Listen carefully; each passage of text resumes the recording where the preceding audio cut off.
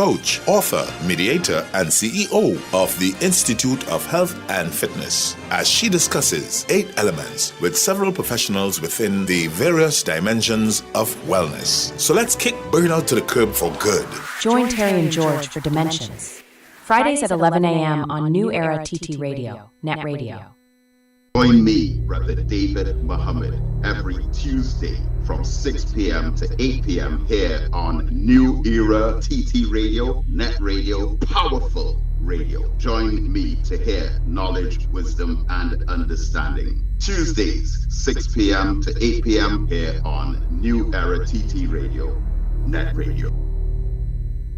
Wake up with the Net Radio Breakfast Show. Rise and shine with Wendell Stevens and Richard Raghubarsingh, weekdays, from 6 o'clock to 9 a.m. Start your day feeling good, energized, and informed as we tackle the biggest issues of the day, get you where you need to be on time, and keep you in the know about everything that matters. We bring you insightful discussions, expert analysis, and the latest updates so you're always ahead of the curve. Mornings matter. Your voice matters. And it all starts right here on New Era TT Radio, Net Radio. The Net Radio Breakfast Show, weekdays 6 to 9 a.m. Wake up informed, and stay ahead.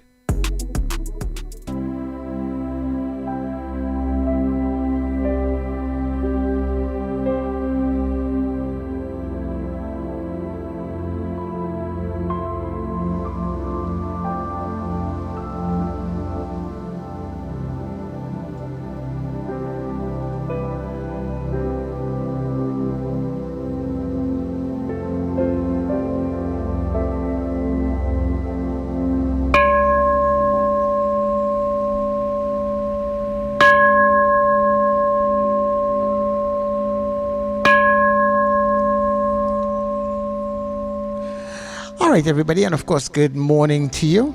And we welcome you inside this session here on New Era TT Radio. It's exploring Buddhist concept. Of course, our host in between here is none other than Cassie Sengre. Cassie, good morning to you. How are you doing this morning? I'm doing fine, Sir Charles. Beautiful. Happy am I to have you this morning, as always. I'm happy to be here also. And I was thinking, it's a hard act to follow after such brilliant programming on that radio, I mean, I'm listening since 7 o'clock. Yes, and 7 o'clock because we have a small group, Antiguans and Trinbagonians and 1 or 2 people from America who come on at 6:30 to meditate together, so I can only, I only join at 7.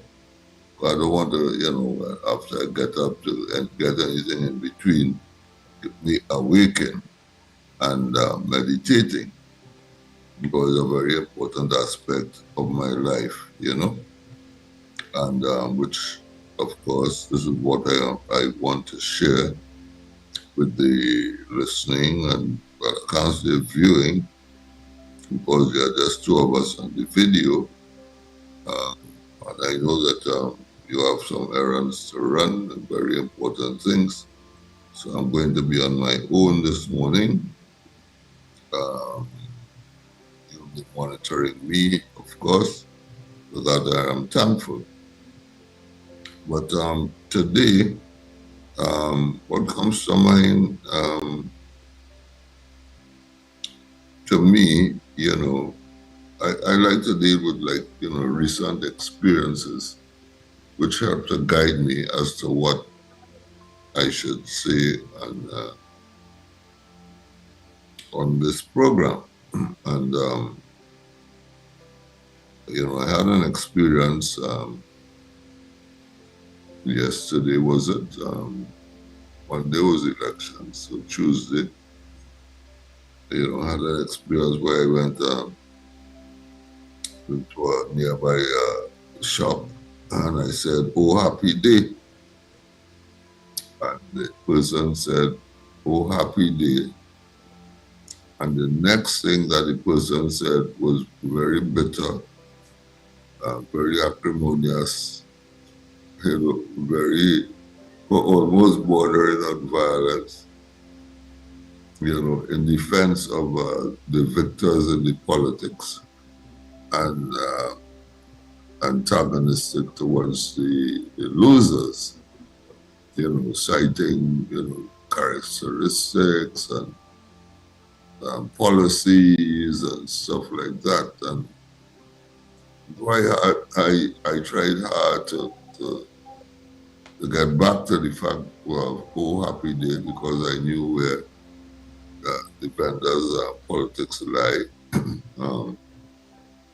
I was unsuccessful in doing so, and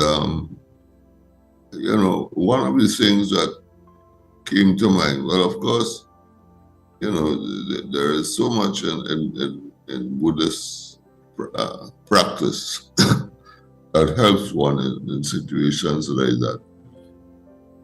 Take a simple phrase from the Buddha that, for instance, that says, in the midst of hatred, being free from hate is happiness indeed. So you take a phrase like that, and if it comes to mind as the thing is happening, it is so good, to help you to calm down and not to join in the antagonism or to get into an argument or that. Because clearly, that it could have gone a different way. So when you have such backing, as it were, you feel a lot better, that you can at least not take the antagonism further, not harm anyone, continue to try to help in spite of, and live on, I've been back to the shop yesterday. Was I there today? I don't think I went there today for the day, because in between the happening and yesterday when I went back to the shop, this naturally the thoughts of, being cold and, kind of like continuing the fray that would have arisen. I was a bit cold, I must admit, but not to the extent of even kind of letting it be known that, that I was cold. That sort of thing. And one of the things that an example like that speaks to is our mental health. There's an advertisement being run on this network, because I listen to this network most of the time, mostly on mornings actually, that talks about, the different kinds of health, that I think the program is coming on tomorrow or something like that, and one of which is concerning mental health. There has been so much talk about mental health in more than recent times, over many years, because whereas in some distant past we would have said it's either of two things, sane or insane. Today now, we have a lot of in-betweens there. So you have different kinds, so to speak, of mental health issues, which the medical fraternity, psychological, physiological, all these folk and institutions bring up and use to inform and to help solve the prevalent mental health issue because it affects all of us as human beings, whether in politics, whether in sport, in education, in the violence in schools, in the larger environment where we have wars and that kind of thing. So, there are activists, and activists have a certain feeling sometimes that gets them into trouble. Not that they're looking for it, but they encounter it, and sometimes it leads to a very disastrous situation for the individual or for the groups of individuals who are fighting for justice and so on and so forth. So in the matter of exploring Buddhist concepts, we must also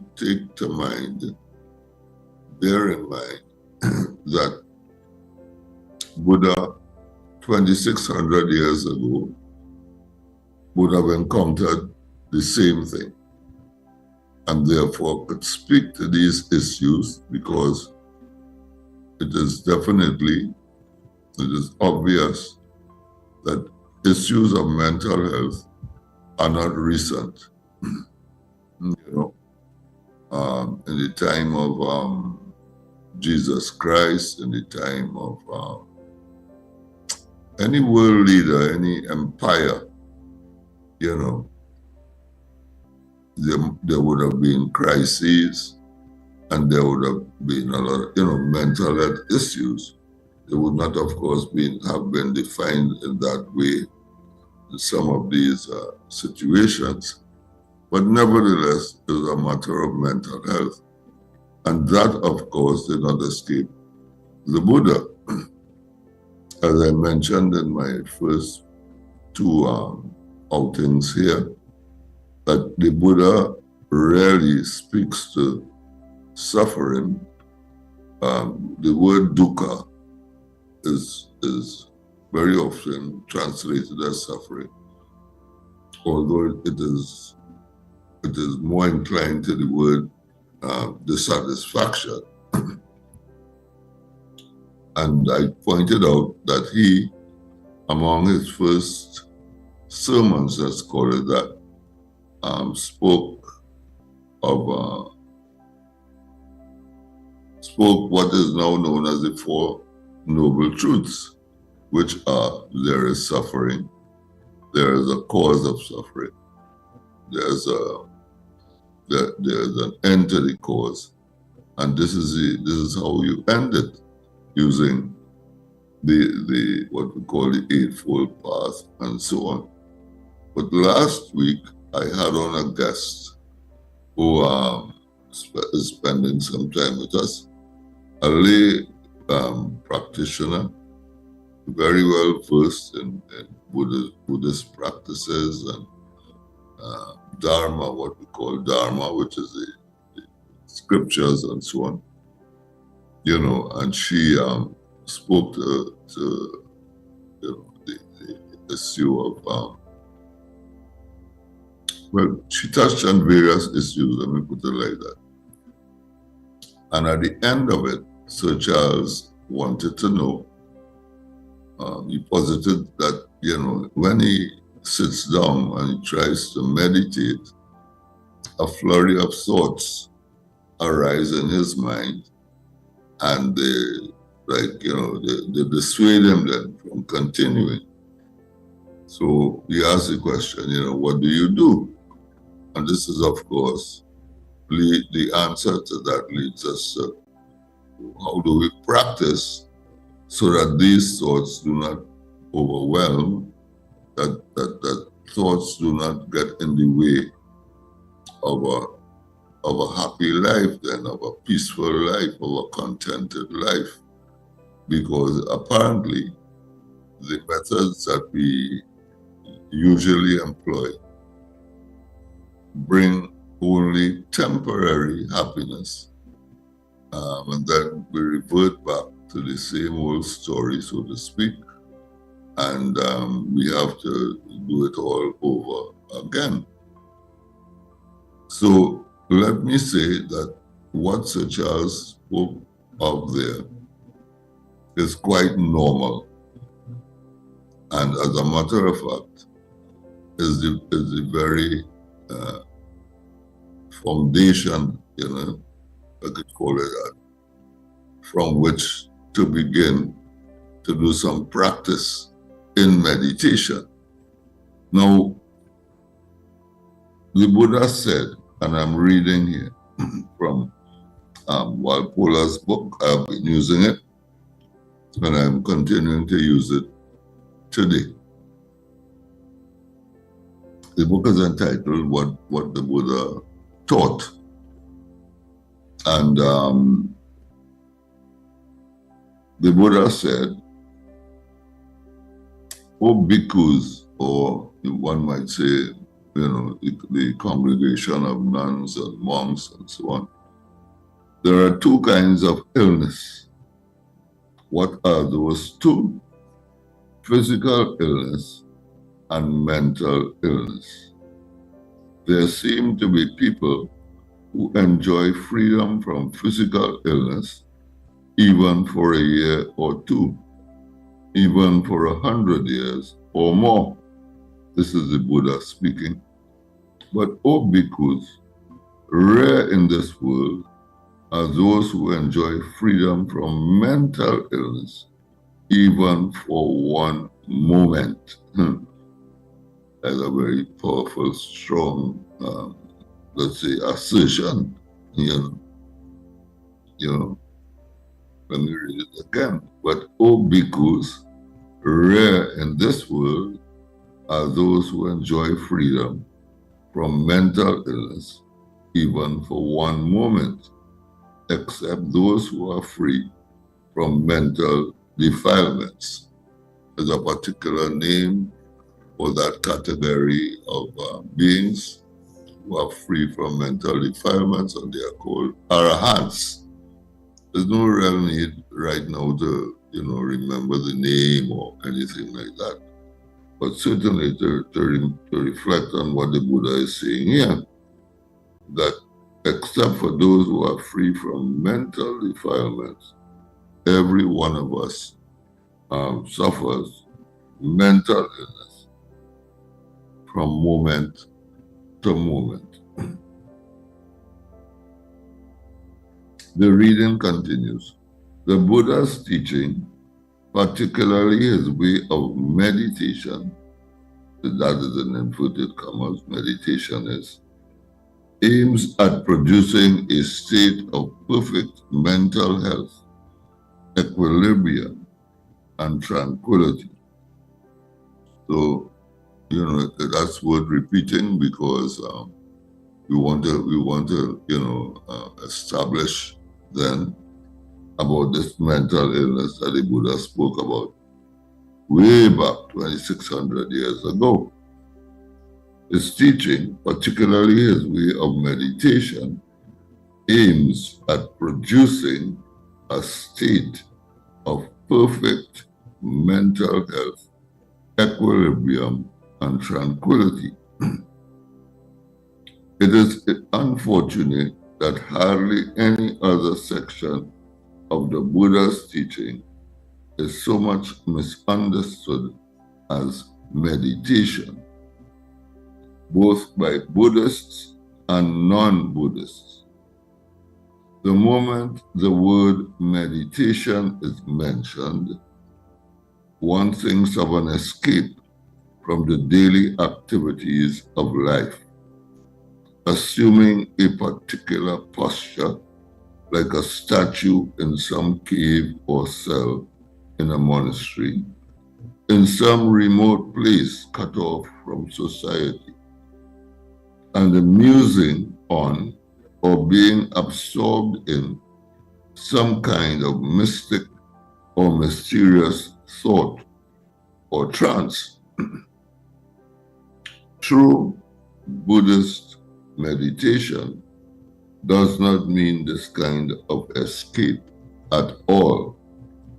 The Buddha's teaching on this subject was so wrongly or so little understood that in later times, the way of meditation deteriorated and degenerated into a kind of ritual or ceremony, almost technical in its routine. Okay, so here we have being positive by the author here that the idea of meditation is grossly misunderstood by many people.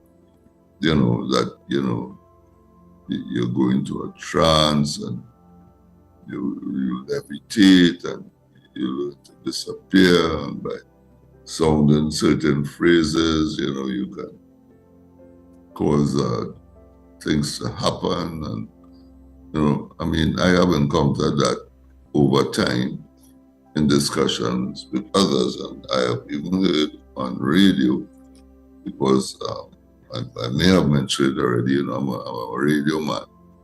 I do not have a TV, and radio is my companion, you might say, for most of the day, not all of it, but, a good part of the day. And hence why Charles and I became acquainted, as a silent listener. So here it is that the Buddha's teaching on this subject was so wrongly or so little misunderstood that it became, it deteriorated a bit, I continue to read. Most people are interested in meditation or yoga in order to gain some spiritual or mystic powers like the third eye, which others do not possess. And then he goes on to give a very extreme example of a nun wanted to acquire the power of seeing through the third eye, even though that nun had perfect eyesight. How far do we want to go with this idea that meditation, what use, of course, would meditation be if that were, a main reason to meditate, So that this is me now saying about my experience over the years with meditation, that prior to joining the Buddhist group, I had been searching. I call it searching, but at the time I didn't call it searching at all. It was just a matter of, becoming aware that there are a number of spiritual groups in Trinidad, in particular, not Tobago, because I live here, and that I was interested in what they taught and what they had to say and do in terms of helping one to become a better person, to think more rationally, to develop characteristics that were harmonious to social life, etc., etc. Because, growing up at that time, teenager, I began searching as a young man and getting into all sorts of different scrapes, and troubles and, hardening tendencies and, and all of that kind of thing, and, habits, and very, not knowing better, in ignorance, then you might say. There I was, doing the two things together, hardening tendencies and yet looking for ways in which to solve the problems that these tendencies would get me into. So, I touched on, I suppose many other people did the same, touched on this, joined this group, did that, did the other, and so on and so forth. And just like Sir Charles said, my first encounter with meditation was similar. You sit down, you assume a posture, you are guided to sit upright, your feet on the floor, and that sort of thing, which we will talk more about, if not today, at a later date. But posture is important. And then in one instance, we were given a mantra. A lot of people know that word, and that is a song that will help you to go inward, so to speak, to help you to become more focused then, So in one instance, along the way, we got this song, those of us who joined that particular grouping, we got this song that we were told, well, this is personal and shared with others and so on. And so I began to meditate, and just like Sir Charles says, and just like many others will attest to,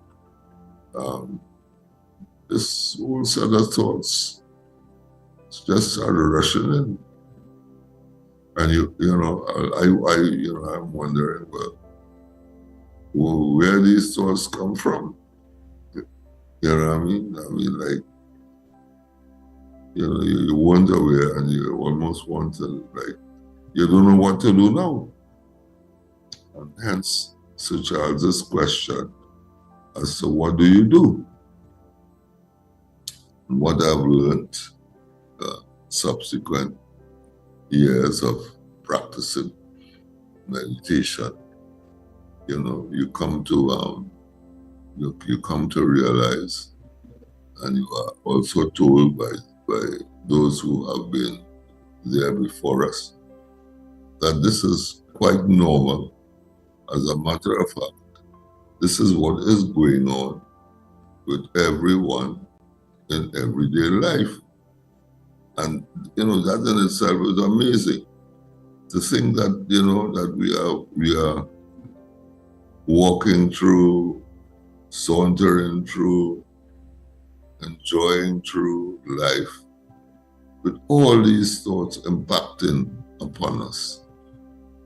And further, what we're told, is that out of all of these thoughts, we might pick one or two to chase after, because, those particular ones would have more meaning for the present circumstance we are in, or there would be something that we always wanted to think about, and here it is now. It has come up. And, we would like to explore them. These thoughts coming in real rapidity, you know what I mean? They're not all pleasant, certainly not, and very much unpleasant most of the time. And sometimes they are neutral.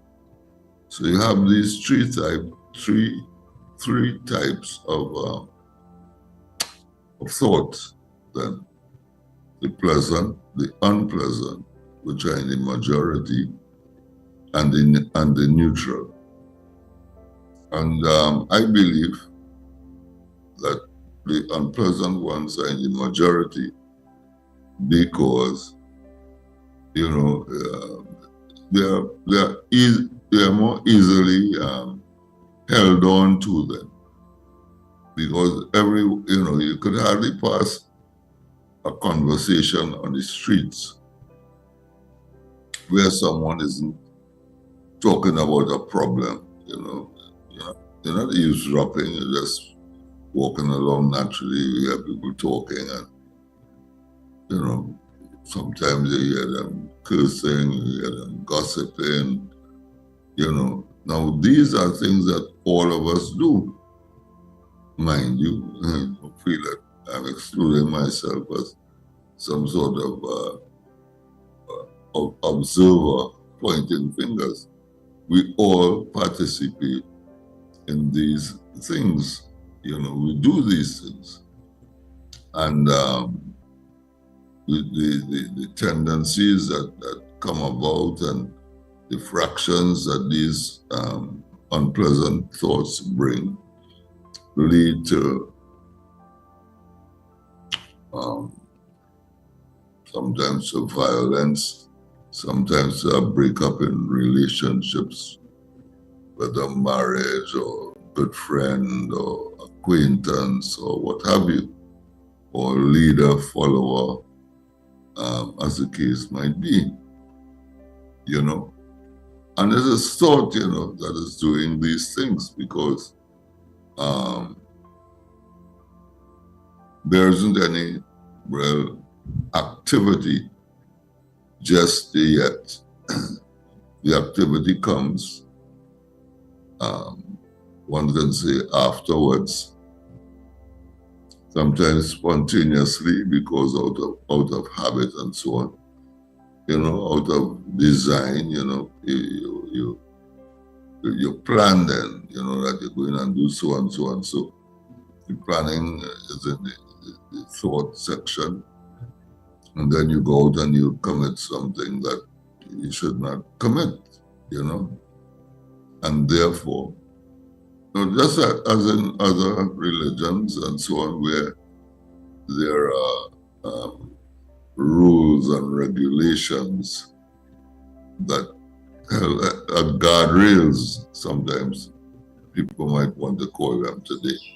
Some folk might want to call them guardrails.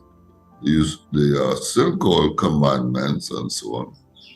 We are, as growing up as Christian, we had commandments, and so we are told not to lie, not to steal, not to lust, not to murder, not to abuse, not to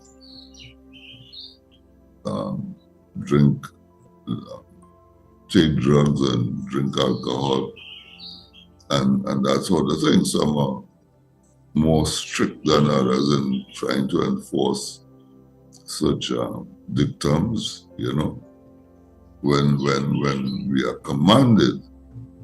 And some, in Buddhism, we are not so much commanded as encouraged to train ourselves. That is, in Buddhism, we are encouraged to train ourselves not to commit these acts then of lying and stealing and lusting and so on and so forth. We call them precepts. And the reason why Buddhism couches it in the language of training is because Buddhism knows that we are going to fall back into them. And there's no denying that is what happens. So rather than make it a hard and fast kind of don't do, Buddhism takes the route of training, so that we are given practices, we are given scriptures and so on, or we find scriptures sometimes guided to them that tell us what to do, how to practice them, what to use, to help us bit by bit to overcome what we call these defilements.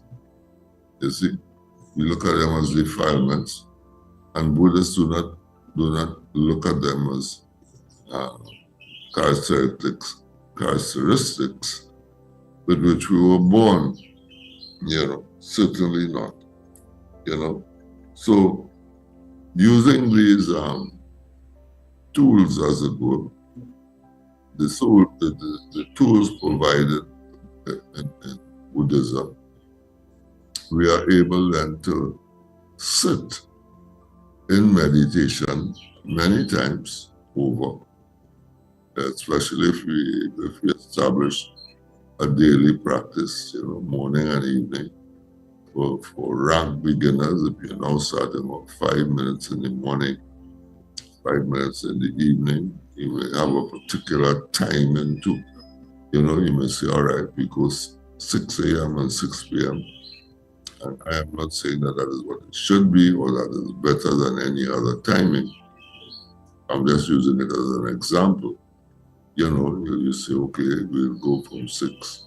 We'll do it at 6 in the morning and we'll do it at 6 in the evening.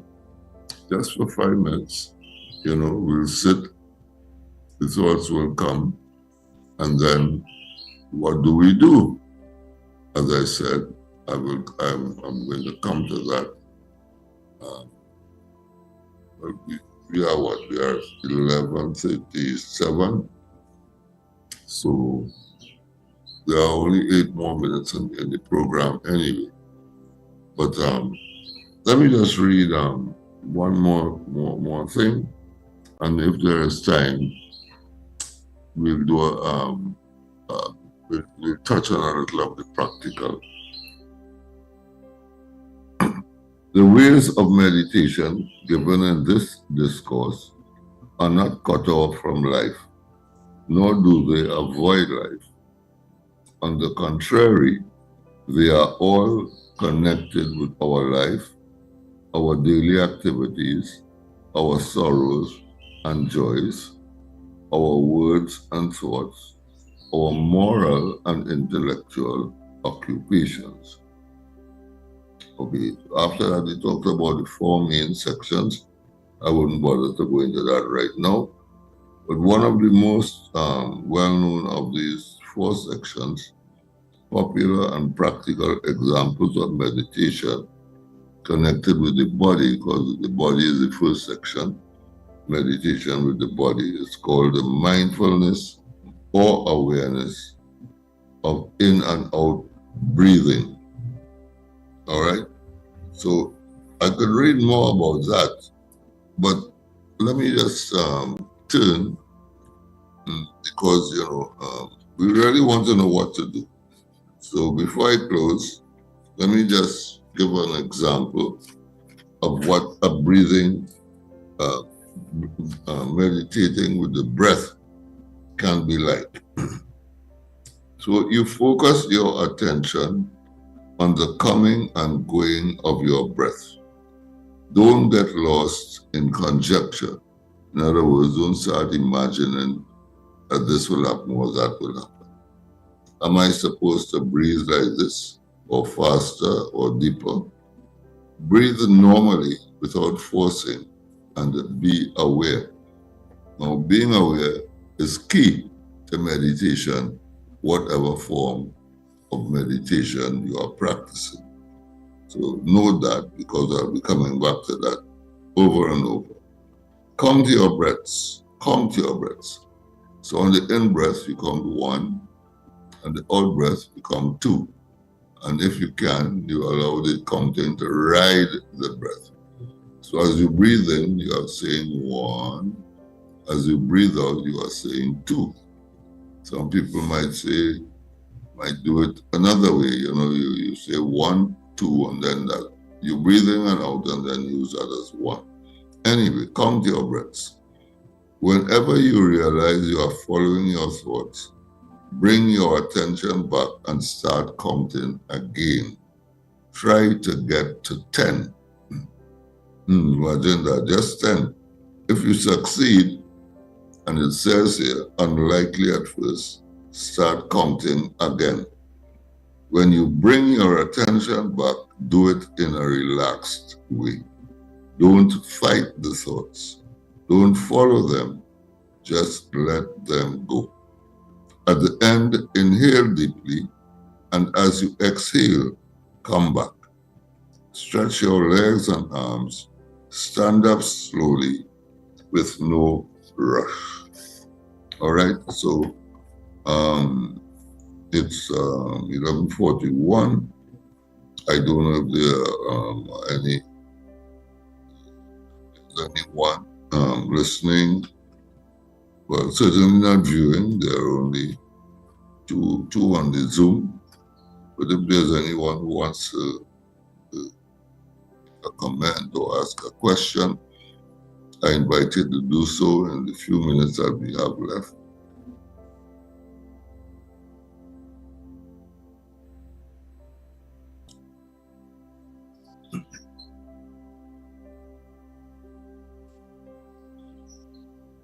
And if not, just let me reiterate that Buddhism is full of practice, you know.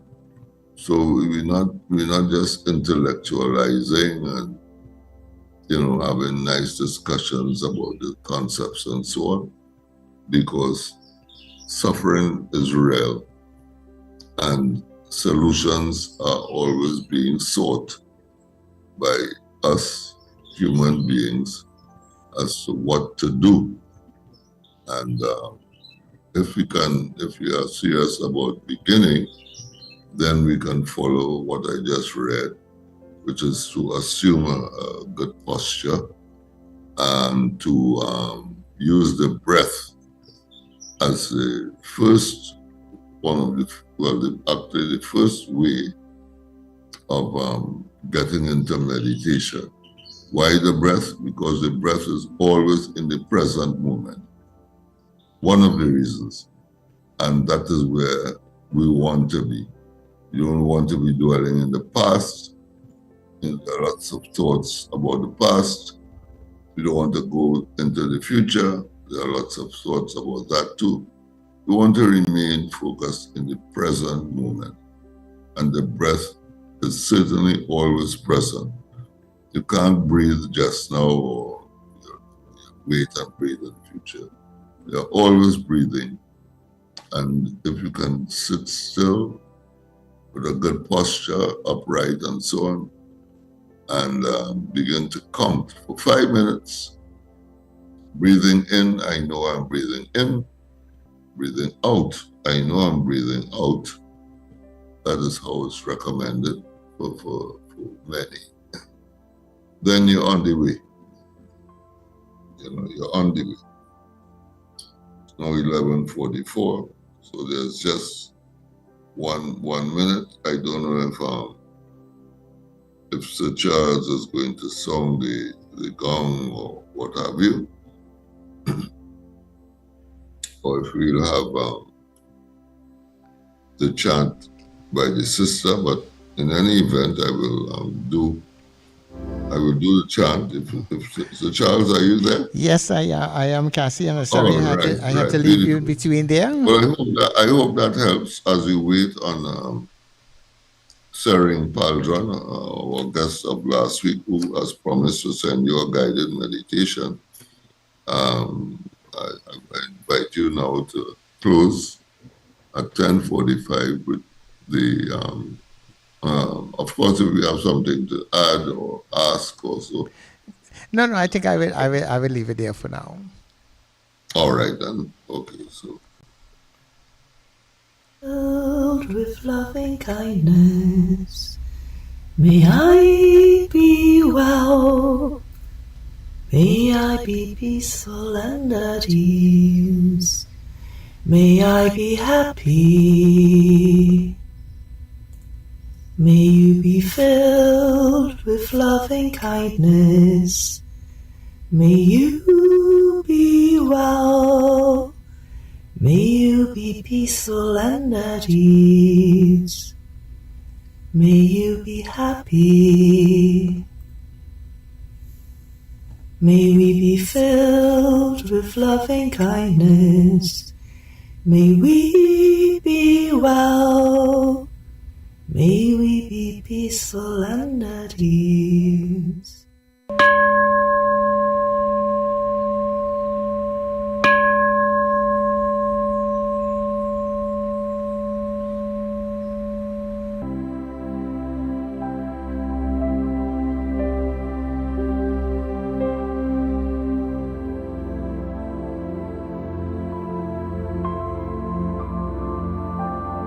People often think about wellness in terms of physical health, nutrition, exercise, weight management, etc. But it is much more. Wellness is a holistic integration of physical, social, emotional, spiritual, intellectual, financial, occupational,